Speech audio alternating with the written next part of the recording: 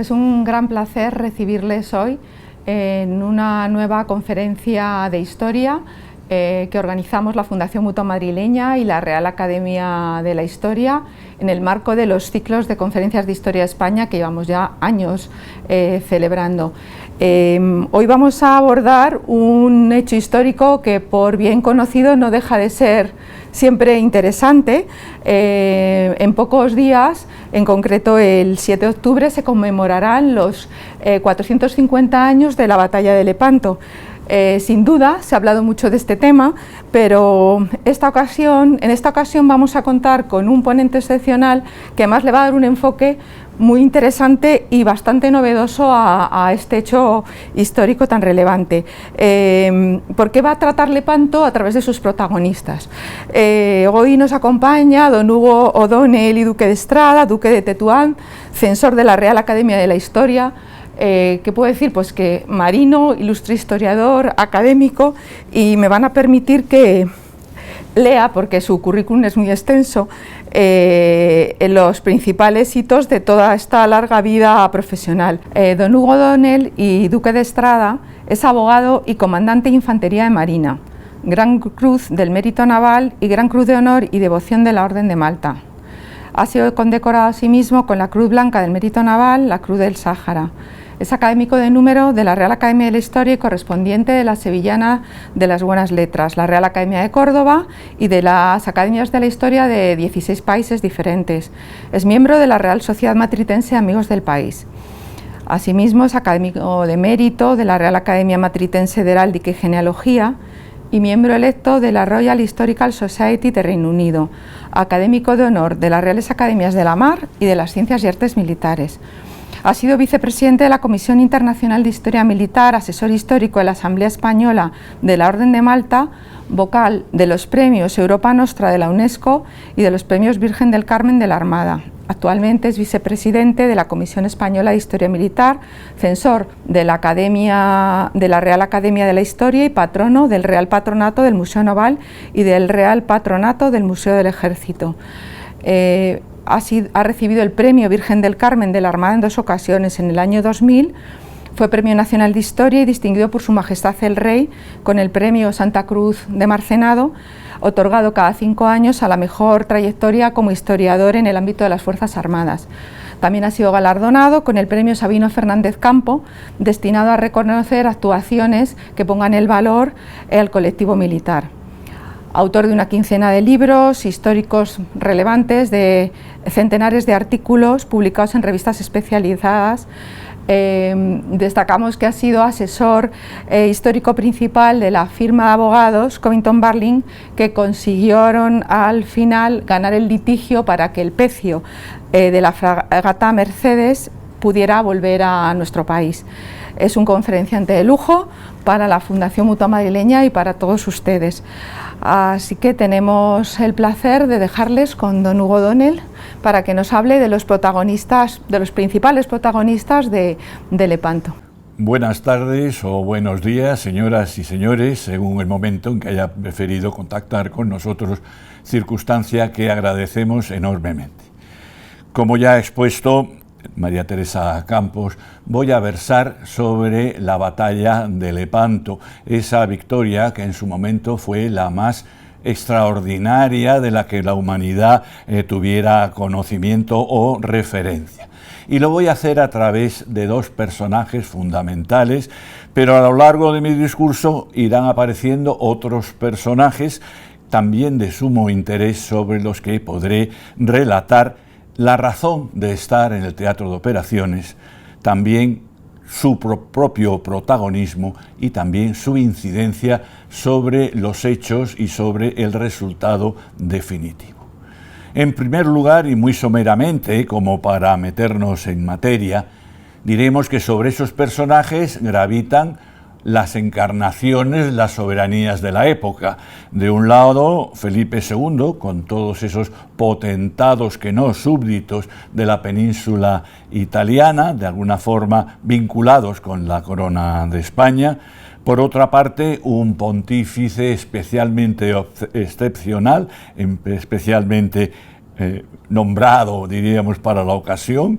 que es providencialista, que es de gran influencia, que es Pío V. Y por otra parte, esa potencia, que es Venecia, que todavía sigue siéndolo, sobre todo desde el punto de vista naval, pero estamos en la antepuerta de su crisis, del comienzo de su decadencia. Todos ellos van a formar una coalición, una liga, que una vez más se va a denominar Santa, porque de alguna forma va a constituir una guerra santa y como tal va a tener la indulgencia correspondiente contra el Imperio Otomano que representa al Islam. Y de otro lado, ese no ya conjunto de asociados, sino ese poder soberano que tiene como ventaja sobre la coalición cristiana, que no tiene que ponerse de acuerdo con nadie y que está encarnado por Selim II.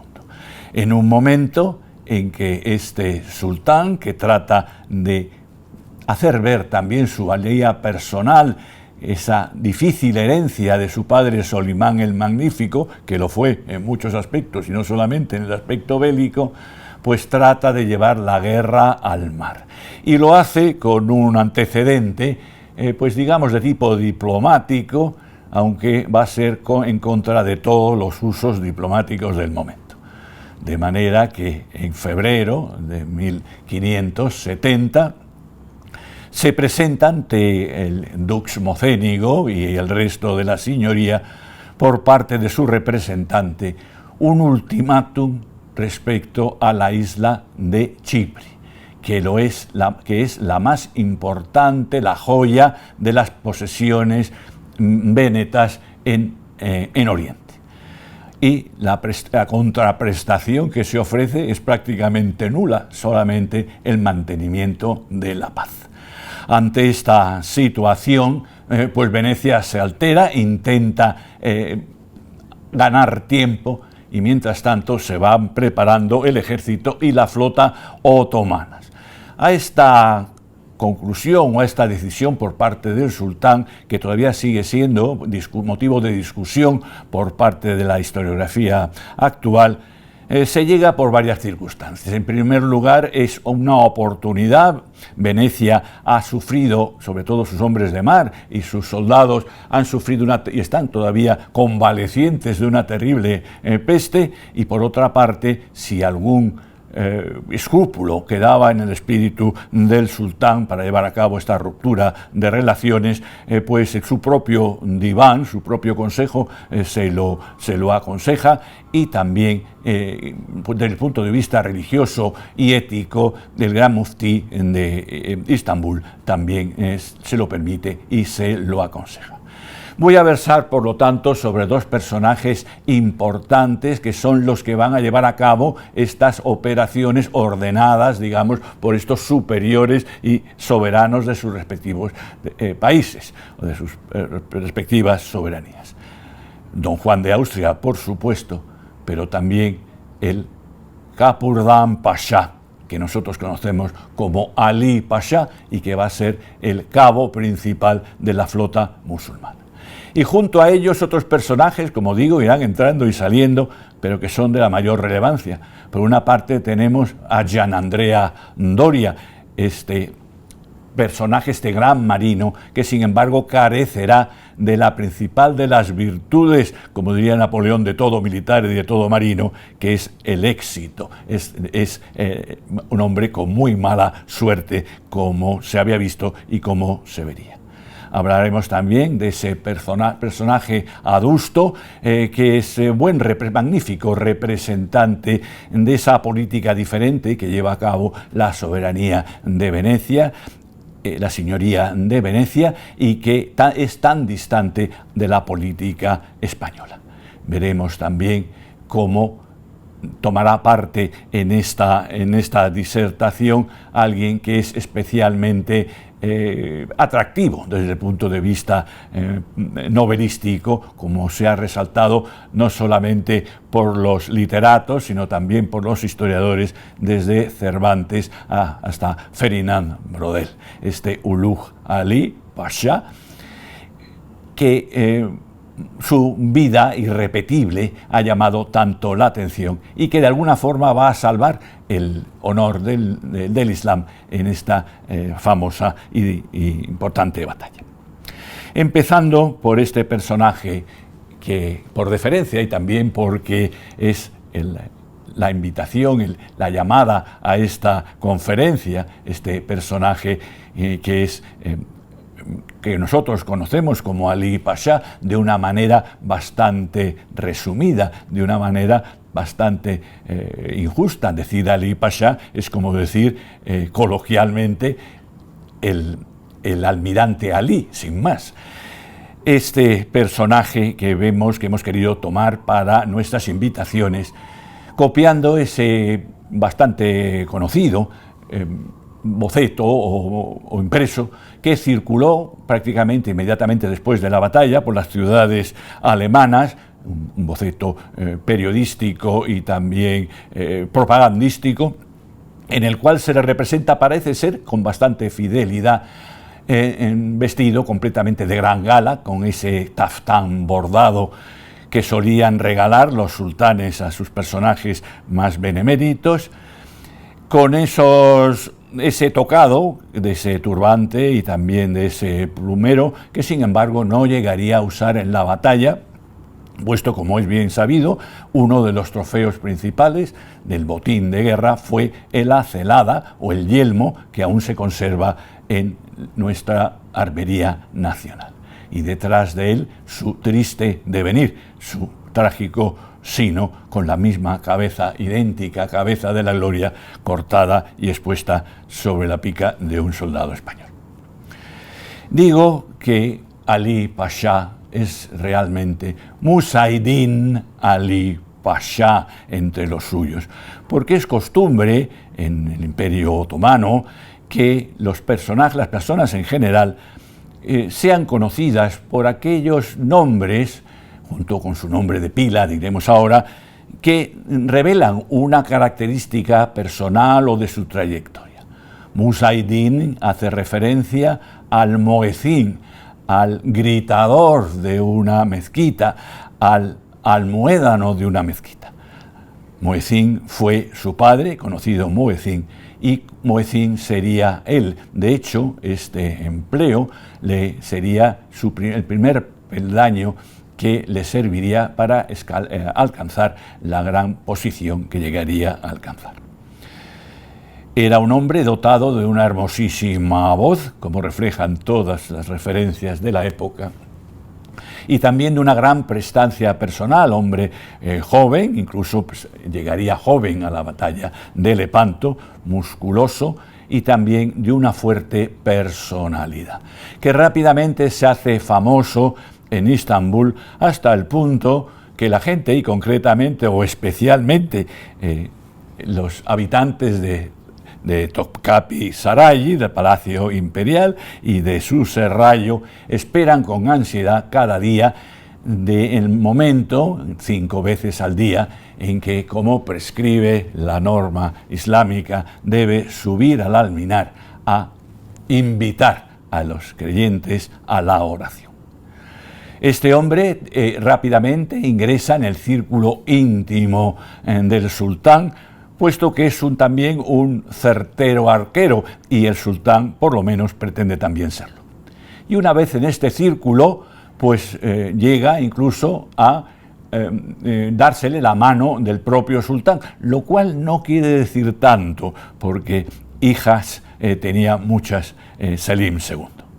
Una vez en este círculo, y como era habitual, se le procura catar, probar y promocionar. Se trata de comprobar si tiene cualidades suficientes para detentar una alta posición, bien sea en la administración, bien sea en la milicia o bien sea en la misma religión, en la misma iglesia musulmana. De manera que su primer puesto, o por lo menos el primero que tengamos referencia, y que es hacia el año 1565-1566, ostenta la gobernación de Egipto, desde su puerto o base, que es Alejandría. De este periodo tenemos constancia de que ejerce este mandato con gran acierto también desde el punto de vista administrativo, pero sobre todo se da a conocer como el perfecto musulmán. Es un hombre caritativo, es un hombre estudioso de la Sharia, de la ley musulmana, y es un hombre que se manifiesta como tal al pueblo. Adquiere aún más popularidad hasta el punto de ser considerado como un adalid del mundo musulmán, digno de ostentar el gran estandarte de Mahoma.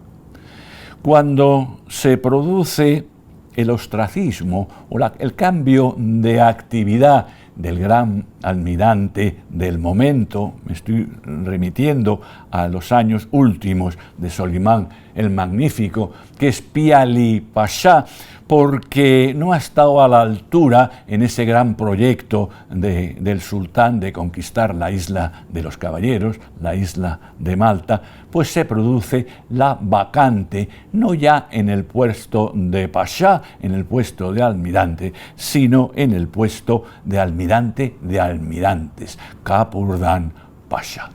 Y nadie se extraña ni se escandaliza porque el sultán lo nombre Kapurdan Pasha. De forma que cuando la guerra estalla, cuando se decide la conquista efectiva de Chipre, pues es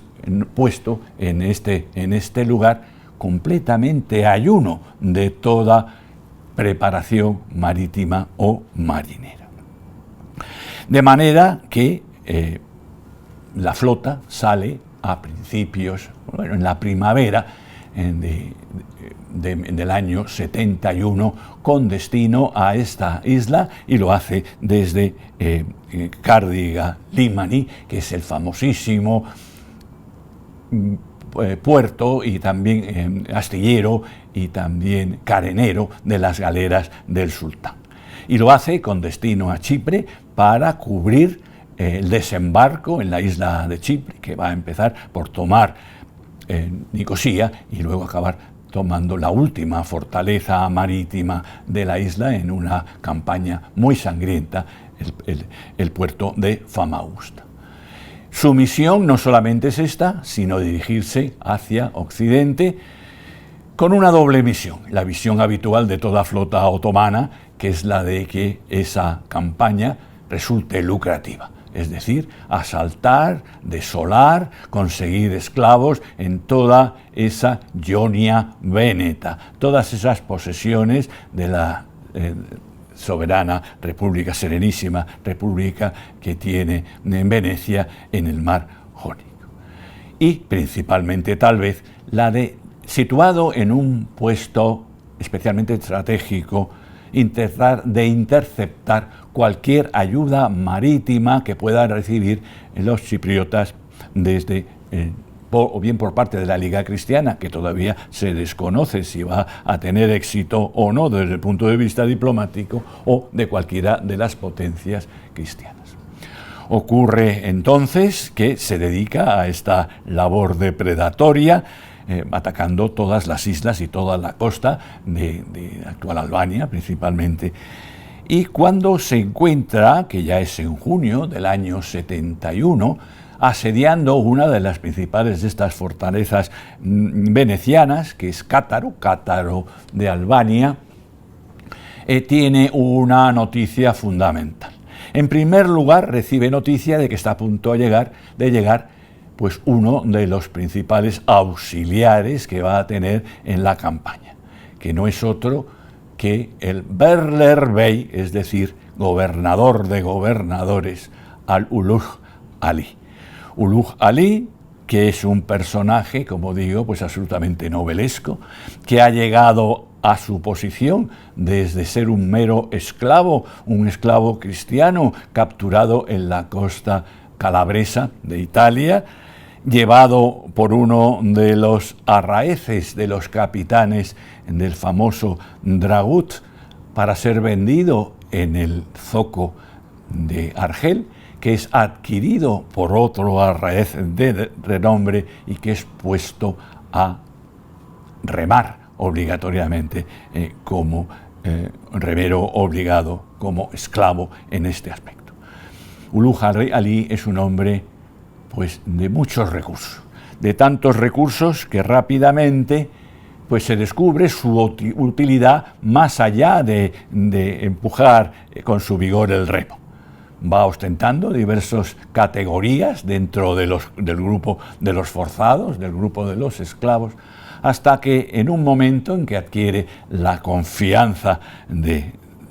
su arraez, pues manifiesta su deseo de renegar del cristianismo y de abrazar la religión islámica. Es aceptado como tal, incluso apadrinado por su propio arraez, cuya confianza se ha ganado plenamente.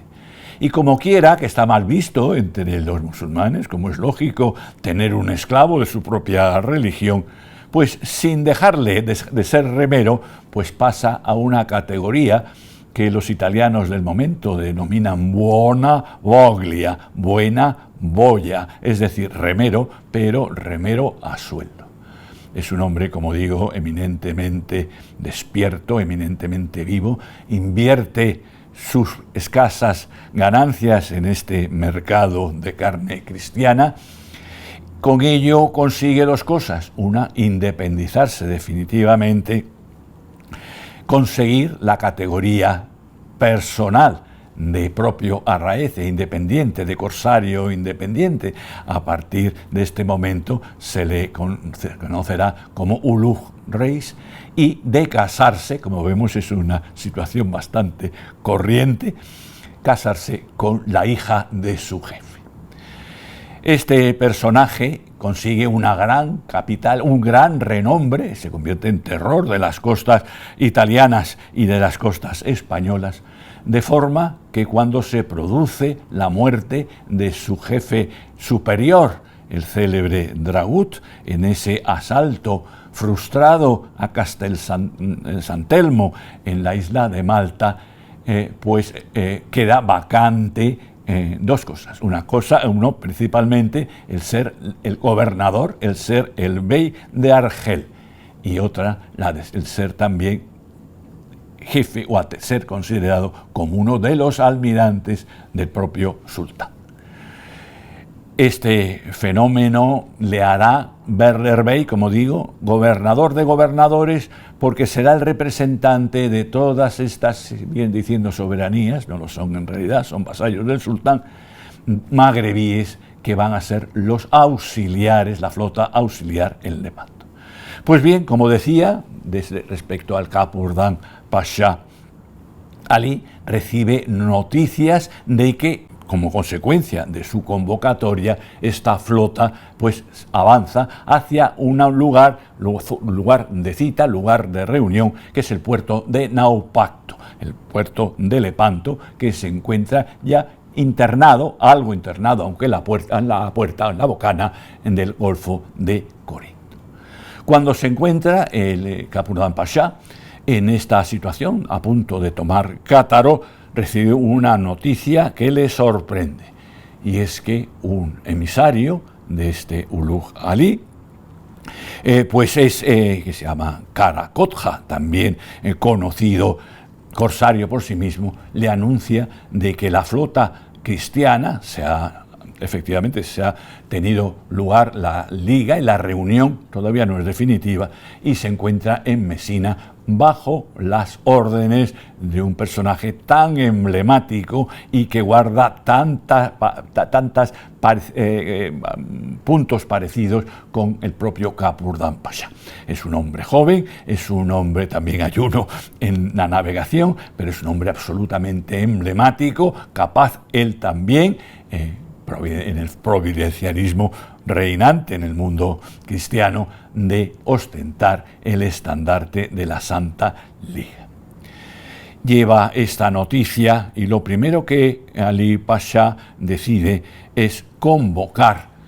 a su propio diván, a su propio consejo de almirantes, una vez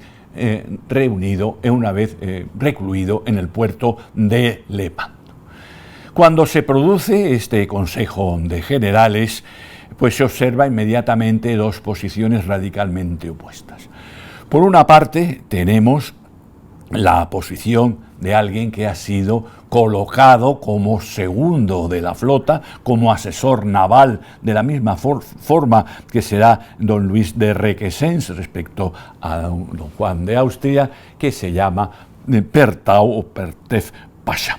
Pertef Pasha, junto con otros, como por ejemplo Mehmet Siroko, que va a ser el que va a mandar una de los brazos, uno de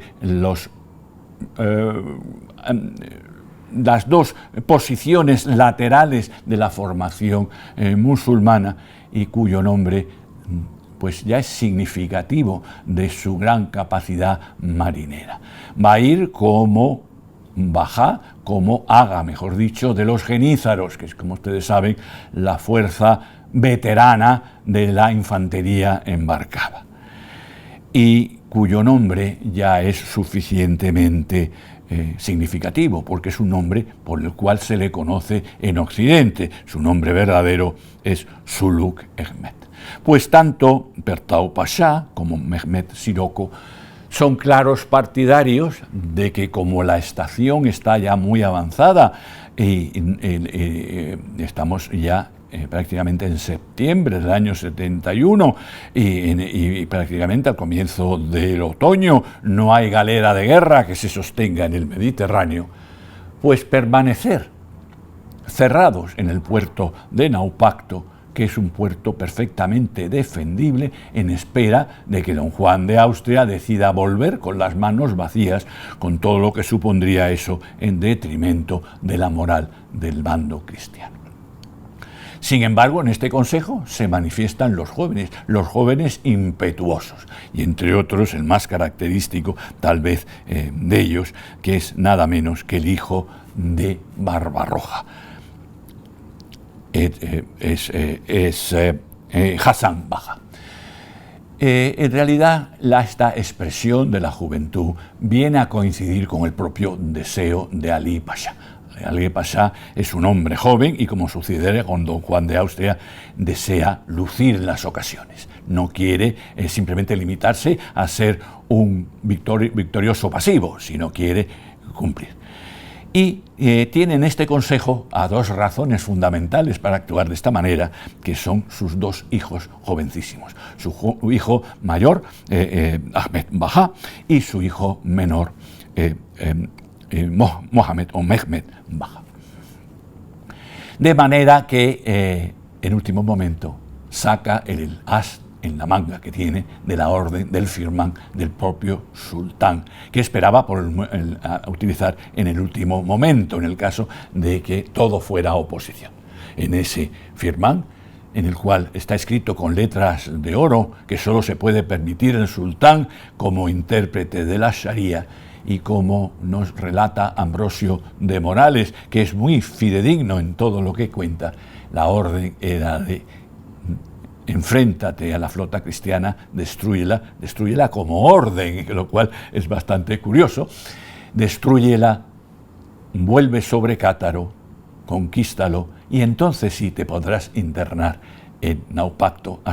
para invernar y recibir nuevas órdenes. De manera que se prepara para ello. Y nos encontramos en un momento en que los preparativos también incluyen el plan de batalla, el despliegue, las medidas que se han de tomar. Y resulta que Ulugh Ali, en el momento en que llega, naturalmente es requerido también a dar su opinión. Y su opinión es absolutamente despreciada en todos los aspectos por Ali Pasha, que se considera muy superior por su origen, digamos, de pata negra, por su condición de almirante de la flota imperial, no de una flota aneja, de una flota auxiliar, de una flota más o menos de renegados. Ulugh Ali aportará unas ideas estupendas que, como digo, no serán tenidas en cuenta. En primer lugar, advertirá que, si bien es cierto que la flota otomana es mucho mayor en número de unidades, lo cual le podrá permitir intentar el envolvimiento de la flota cristiana, pues sin embargo hay que tener en cuenta que muchas de las galeras cristianas son de las que nosotros consideramos o venimos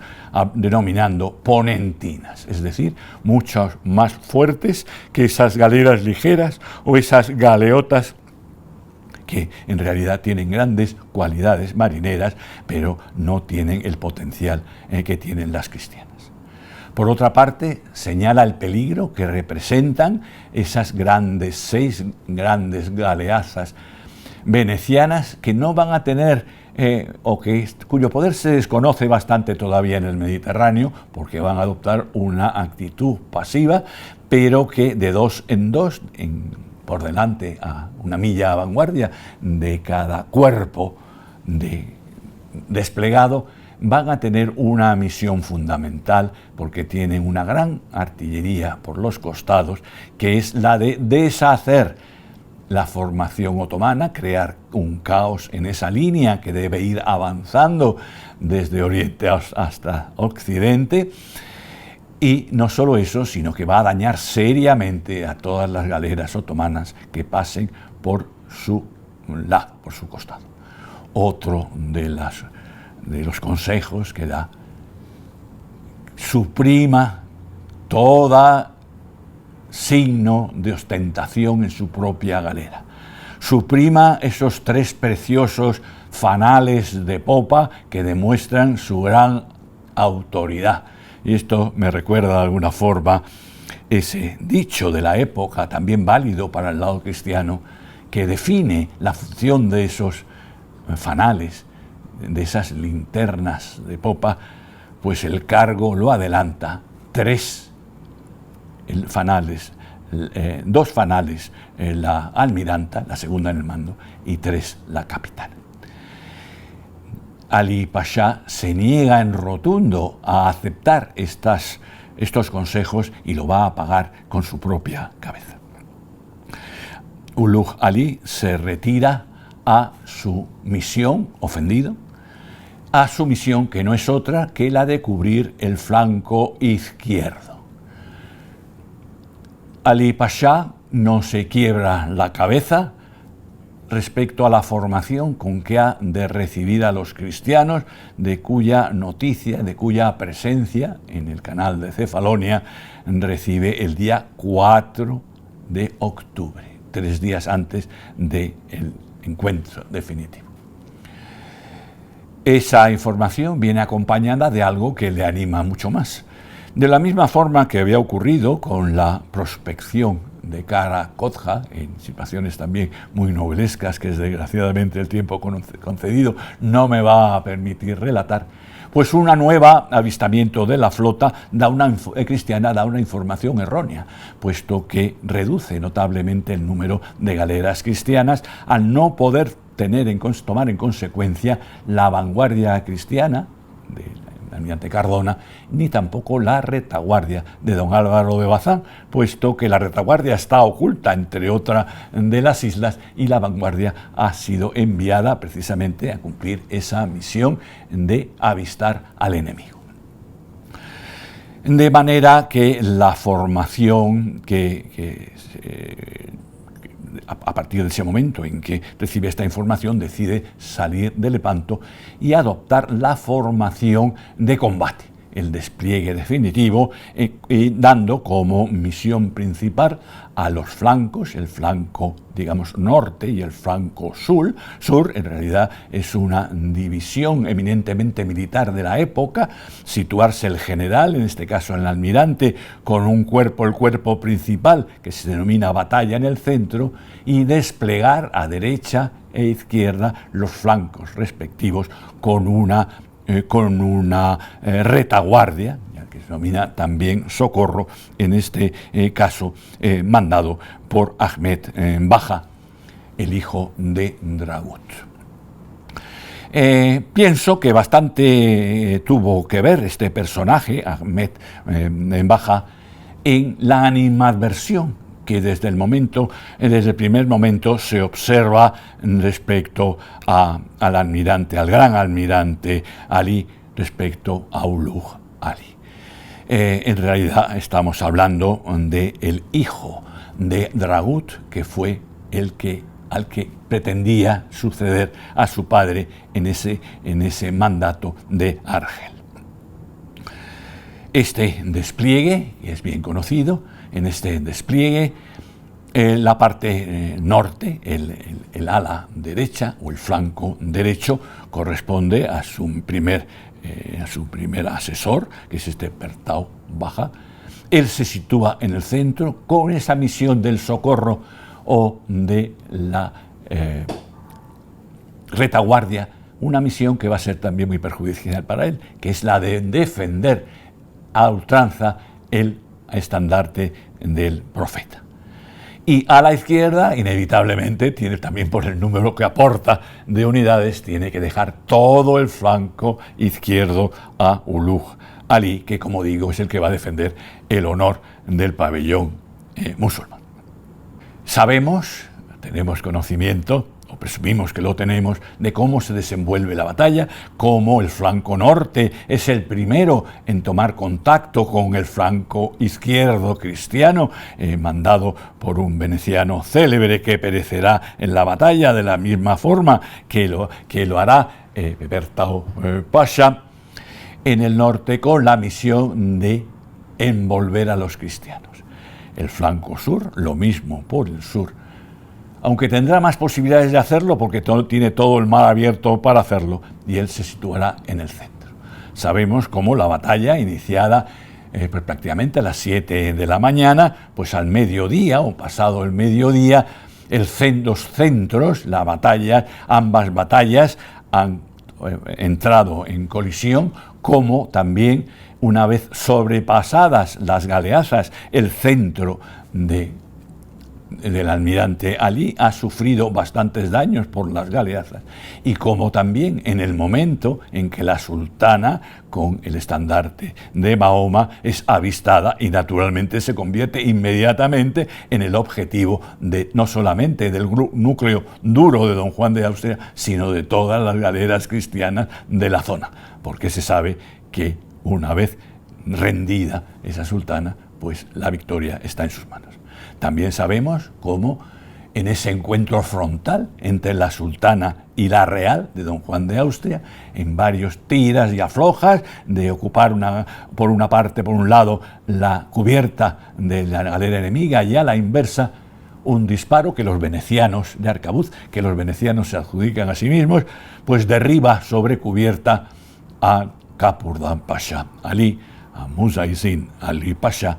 y como uno de los piqueros van a ser fundamentales, los piqueros de los tercios, piqueros españoles, en el asalto definitivo a la galera sultana, le corta la cabeza y la coloca sobre una pica, gritando no solamente tanto victoria, victoria, sino más bien el grito de guerra de los españoles, el Santiago, Santiago.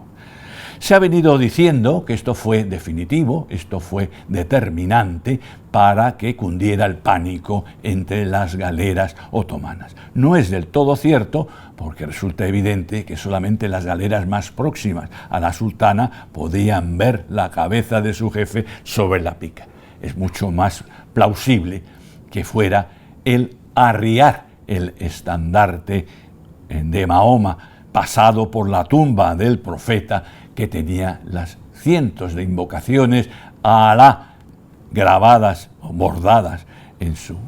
fondo blanco, y que era objeto no solamente de atención, sino también de oración de todas las galeras próximas. De forma que rápidamente se produce la defección de Amurath Bajá, que ya no tiene misión asignada. Una vez muerto su jefe, pues no parece que tuviera una asignación prevista, y como también el astutísimo Ulugh Ali, en circunstancias que veremos inmediatamente, pues también determinará una huida, una retirada inmediata. La historia de Musa Saad Ali Pasha termina aquí, termina con su muerte. Para la historiografía otomana es un personaje, como es bastante lógico, por otra parte, que ha pasado como sobre ascuas. Sin embargo, sí se conserva su memoria como hombre santo o musulmán, como sofu, como sufi. Muezzanzad Sufi, Ali Sufi. Y ahora nos toca hablar del antagonista de esta historia, que es nada menos que don Juan de Austria, del cual decimos y afirmamos que tiene tantísimas parecidos con el cabo principal de los otomanos. Es en un momento de su vida en que don Juan de Austria, pues a sus 24 años de edad, pues es un personaje bastante allegado a Felipe II. Ha sido reconocido como hijo natural de Carlos V. Felipe II le ha dado un lugar de relevancia en la corte. Y es en la corte donde don Juan de Austria aprende una de las virtudes, también probablemente algunos de los efectos, pero una de las virtudes, que es la cortesanía. La cortesanía le será absolutamente útil a la hora del puertas adentro, del conceder puestos de honor y de combate, en que de otra forma le hubiese sido muy difícil que hubiera sido admitidos por todos. Es en un momento de don Juan en que ya se ha probado que no tiene esa vocación religiosa del emperador que hubiera querido, que lo hubieran hecho de golpe arzobispo de cualquier parte,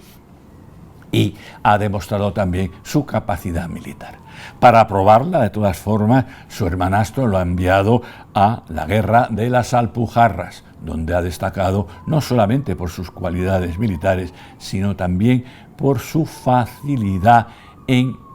aunar voluntades propias. De manera que cuando ha terminado la primera fase de la Santa Liga, una fase que todavía los cristianos no han sacado ninguna ventaja, en que han estado bajo el mando del almirante pontificio Marcantonio Colonna, del cual habría que decir mucho, entre otras cosas, que es el elemento de cohesión de esa liga atada o cosida prácticamente con hilo de araña, y que sin embargo como almirante no ha sido bien reconocido su mandato, ni tampoco ha sido pues bastante fructífero su mandato. Aunque los venecianos desean que sea el jefe general de la liga, Filiberto de Saboya, que es más proclive a ellos, incluso a la propia Francia, que casi se puede decir que en este momento es aliada del turco, pues se impone el criterio de don Juan. Y en un momento bastante sorprendente, esta decisión, esta imposición por parte de Felipe II es universalmente aceptada. Desde luego por el Papa, que cree ver en él una persona providencial. De manera que todos lo admiten como tal. Don Juan consigue por fin que salga la flota de Mesina, y don Juan va a tener bastantes problemas. En primer lugar, va a tener problemas con Venecia. Ya he señalado que Venecia va a jugar al perpetuo enfadado. Venecia, que ha sido la que ha solicitado la ayuda de las demás potencias cristianas, pues para mantener, también es un truco diplomático bastante notable, pues mantener su dignidad como puede. Sin embargo, pues va a intentar socavar, por una parte, la autoridad de don Juan de Austria para imponer la propia, y se va a encontrar con un personaje, que es este don Juan de Austria, que evidentemente hoy diríamos orgulloso, yo creo que más justo decir consciente de su propio destino, y consciente también de su propia autoridad y de su propia raigambre, va a acabar tragándose el orgullo en varias circunstancias y en varios momentos. En esta tesitura, cuando don Juan es nombrado generalísimo, diríamos, de la flota cristiana, y está orgulloso de serlo, sin embargo, conforme se le van poniendo algunos límites a su poder, se va sintiendo más y más cohibido. El primer límite va a ser uno muy característico, puesto que no se le va a dejar ni siquiera la decisión política final, o por lo menos se va a intentar, ni tampoco la decisión naval, lo cual, segundo aspecto, es bien comprensible. Se va a nombrar 2 ayos, 2 tutores. El primero de ellos va a ser don Luis de Requesens, el comendador mayor de Castilla, hombre de la confianza absoluta de Felipe II, que va a tener autoridad incluso de leer su propia correspondencia privada. Y por otra parte, va a ser el gran artífice de todo el despliegue naval y de la táctica, y no solo de la táctica, sino de ese momento en que no solo de la estrategia, sino de ese momento en que la estrategia se convierte ya en táctica práctica, que es Gian Andrea Doria. Gian Andrea Doria, de quien ya hemos dicho que tenía la cualidad más exigible, sin embargo, pues carente de ella, que es la de ser un almirante afortunado. Gian Andrea Doria es nombrado por Felipe II jefe de todas las escuadras a su mando, es decir, tanto de la escuadra de las galeras de España como de las galeras de Nápoles y de las galeras de Sicilia. Y llega a la batalla de Lepanto con un bagaje o con unos antecedentes pues bastante negativos. Es un hombre que cuando se ha hecho pues el heredero intelectual y también de todos los bienes y de esa condota de mar, en ese contrata, en ese asiento, en ese alquiler que tenía su tío abuelo respecto a España de alquilarle sus propias galeras, pues es un hombre que en cuanto las recibe, las estrella contra los farallones de Córcega. Es un momento en que efectivamente no está todavía muy avezado, pero todavía, un momento todavía más decisivo es cuando en el año 60, en esa terrible expedición a los Gérmenes, pues deja perder la escuadra y él se justifica con lo que ya ha pasado la historia con como un bel fuggire, un huir salvando el honor, cosa que es bastante discutible. Por otra parte, también en esos antecedentes, en ese primer momento antes de que se produzca el mandato de don Juan de Austria, pues tampoco ha destacado como almirante principal de Colón. Entonces la pregunta que nos hacemos es por qué Felipe II le nombra este cargo tan importante que luego se va a ver un poco disminuido, porque de mandar a todas las escuadras de España va a mandar solamente el flanco derecho de la cristiana en general. Felipe II tiene razones de peso. Ya he señalado cómo es el heredero intelectual y también material del gran Andrea Doria, el almirante del emperador.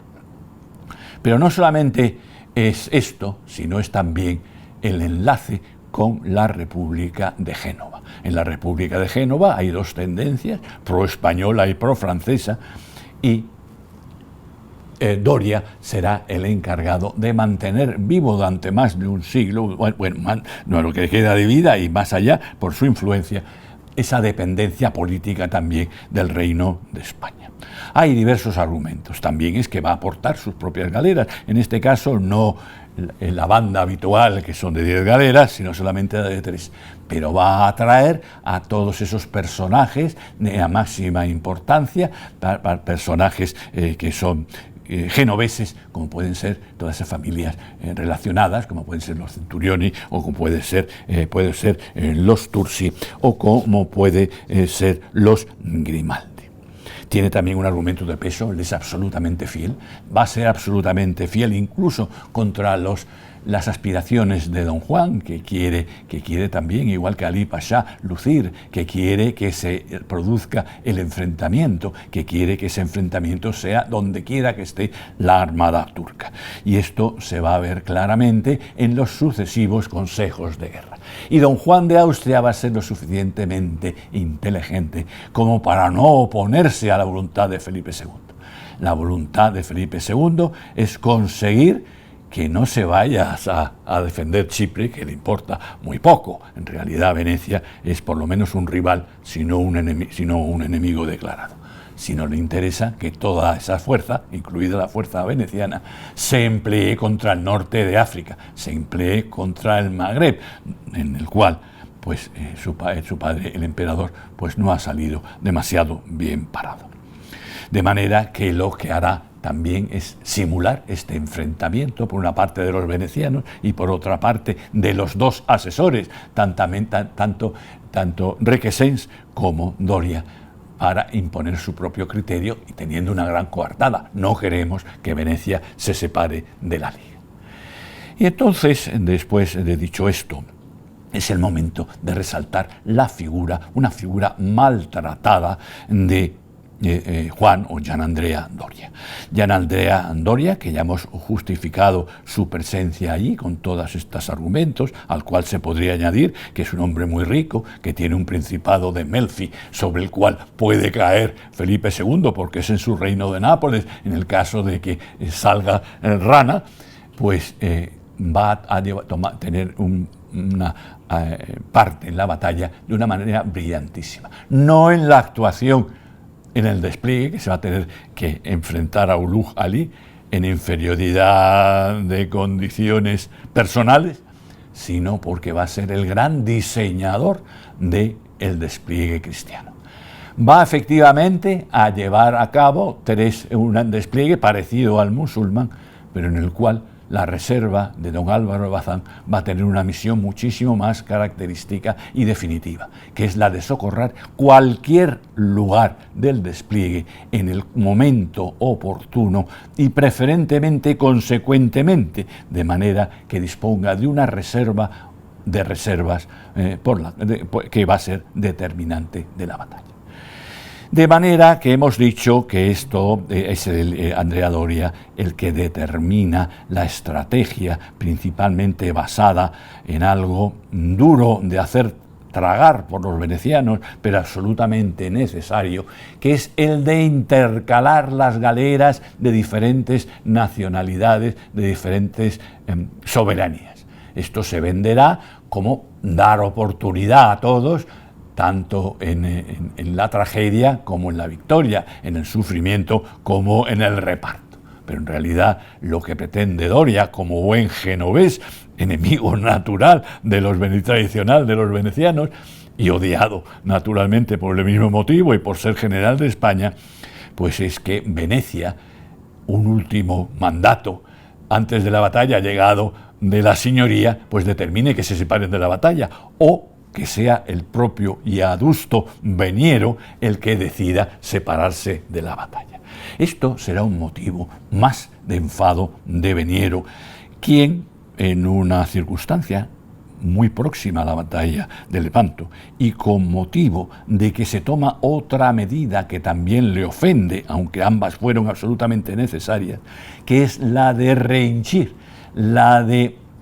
cubrir las vacantes producidas sobre todo por la peste a la cual hemos hecho referencia entre la soldadesca veneciana. Esas vacantes se suplan con soldados. Se tiene bastante cuidado en que no sean soldados españoles, soldados del rey de España, pero soldados pues, de Nápoles o dependientes o mandos de las banderas al servicio del rey de España. Cuando embarcan se produce una trágica situación, una trágica confrontación entre el capitán de la infantería embarcada, digamos, para aclararnos entre nosotros, y el capitán veneciano del buque, con heridos, lo cual determina la presencia del general Veniero a bordo de la galera veneciana, quien, sin encomendarse a nadie, ni formar un consejo de guerra, pues decide colgar de una antena al herido capitán español y a 2 o 3 soldados de su propia compañía que han salido en su defensa. Esto se produce en primer lugar en contra de la costumbre y de la ley en que exige un mínimo de juicio, pero sobre todo en detrimento de una de las atribuciones principales de don Juan de Austria, que es el ejercicio o el dictamen y el ejercicio de la justicia. De manera que cuando don Juan de Austria decide en un pronto pues encarcelar, echar a la sentina lleno de hierros a Veniero, pues son 2 personajes que también aparecen como los grandes buñidores de esa alianza, que son Bazán y desde luego también Colonna, quien le hacen ver hoy. Es verdad, usted tiene toda la razón, pero usted va a echar va a dar con el traste con la alianza. De manera que disimula para más adelante tomarse su pequeña venganza, y lo hará porque en la segunda parte de la Liga pues conseguirá que Veniero, aunque tendrá un devenir magnífico en el futuro, llegará a ser Dogo Dux de Venecia durante 4 años más, pues no figure como capitán o general de la flota veneciana. Ya su nombramiento había sido bastante sorprendente, porque este hombre, que había prácticamente pasado por todas las exigencias administrativas y militares de las carreras de renombre de la señoría, había sido nombrado en primer lugar proveditore. Proveditore es como intendente en el siglo XVIII, es decir, la persona capacitada para ejercer todo el mando en todos los aspectos de la isla de Chipre, momento en que Chipre está siendo asediada, con lo cual no puede ocupar su cargo. Pero más sorprendente es cuando esta persona casi octogenaria es nombrado proveditore generali de la flota veneciana. Lo último que nos queda por decir de don Juan de Austria, o por preguntarnos por don Juan de Austria, es cuál es, si es que hay, alguna intervención propia, puesto que tanto en la navegación como en la política general, pues prácticamente ha sido manipulado, ha conseguido efectivamente ejercer lo que él quería gracias a su mano izquierda. Pues sí, a mi entender, tiene una intervención pues bastante definitiva. La gran intervención de don Juan de Austria es la de crear en el centro, en la batalla donde se va a situar él en el centro del centro, un grupo duro, un núcleo duro con el cual va a aprovechar 2 cosas. En primer lugar, le va a dar mucho honor, en primer lugar, a la galera del pontífice, a la que manda una vez más Colonna, va a tender a minorar las iras de Veniero, concediéndole la siniestra, pero es que también son 2 galeras de primera magnitud, es decir, que está creando un núcleo duro. Y a retaguardia va a tener a don Luis de Requesens, que no quiere perderle de la vista, pero que también tiene nada menos que la almiranta de Castilla. Y juntamente con ellas, pues ese enjambre de galeras auxiliares que va a ser definitiva en el encuentro. Y otra de las decisiones fundamentales va a ser convertir su propia galera real en una plaza de armas. ¿Qué es una plaza de armas? Pues es lo que él está acostumbrado a ver en la guerra de las Alpujarras, un lugar, una palestra donde puedan desarrollarse todas esas ventajas que tienen tanto los arcabuceros como los piqueros españoles sobre el enemigo y desenvolverse con cierta facilidad. Para lo cual desbanca, es decir, quita todos los bancos y crea esa zona. Ya sabemos las consecuencias que van a tener. Cuando se toman estas medidas, toma una medida, a mi entender, errónea, una medida de la cual ha sido pues muy alabado. Y esa medida generosa, muy propia de su alma juvenil, pues es la de que, como quiera que los forzados cristianos no son musulmanes, porque España o las potencias, algunos lo serían, no se dedican a conseguir remeros forzados a diferencia del Islam, sino que son condenados a galeras. De hecho, hay unas normativas, unas pragmáticas de Felipe II a los jueces locales de que procuren condenar a galeras todo lo que se pueda para reforzar la flota. De manera que son cristianos, de manera que no tienen nada que ganar si ganan los turcos, a diferencia de los cristianos que están sometidos a los turcos, que claro que tienen ocasión de libertarse, como sucedería. De manera que lo que decide don Juan de Austria es simplemente quitarles los hierros, sin embargo, simplemente darles un armamento para que puedan combatir igual que cualquier otro soldado cristiano. Y digo que esto fue un error, y esto lo van a sufrir en sus carnes, pues el personaje que va a tener que enfrentarse con el último de los personajes que nos toca versar, que es Ulugh Ulugh Ali, cuya trayectoria ya sabemos, conocido como el Tiñoso también entre los cristianos, entre sus enemigos, esa enfermedad tan repugnante, tan repulsiva, adquirida en su época de forzado, que va a ir muy en perjuicio de Gianandrea Doria. ¿Cuál es el enfrentamiento entre Ulugh Ali y Andrea Doria? Hemos señalado que la idea general del despliegue es que, como los turcos poseen mayor número de barcos y sucede que las galeras tienen la ofensiva, el poder ofensivo principal a proa, 5 cañones a proa, pero están prácticamente inermes por lo que respecta a los costados y la popa, aunque sea con unidades menores como son las galeotas, pues siendo envueltas, pues tienen todas las de perder. Los venecianos desatenderán la orden en el norte de don Juan de Austria de cubrir todo ese flanco y tienen la posibilidad de aproximarse a tierra, pero será Barbarigo el que tema perder su galera y permita que Pertev Pasha entre por ese hueco próximo a Punta Escrofa para envolver, y de hecho lo conseguirá, y será el socorro, será la retaguardia de don Álvaro Bazán la que salve la situación. Y en el sur, como decimos, al ver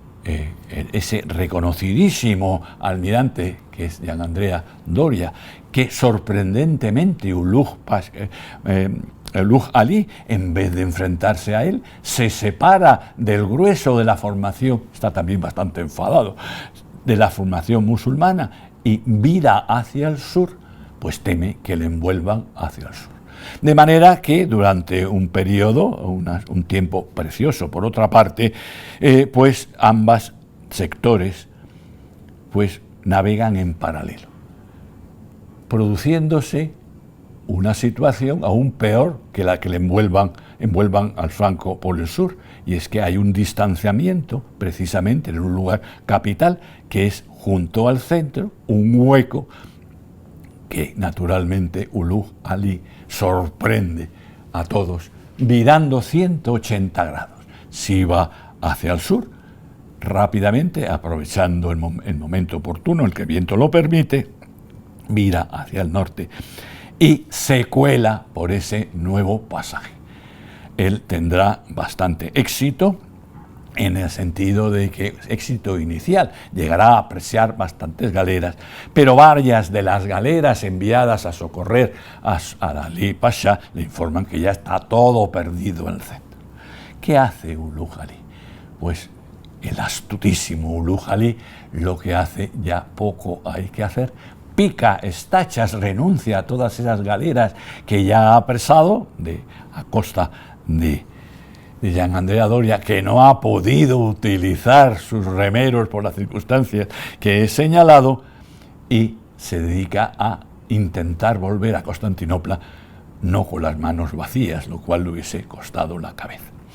De manera que lo que hace es apresar en primer lugar un buque emblemático, que está inmediatamente, también pertenece ya al núcleo duro, y es la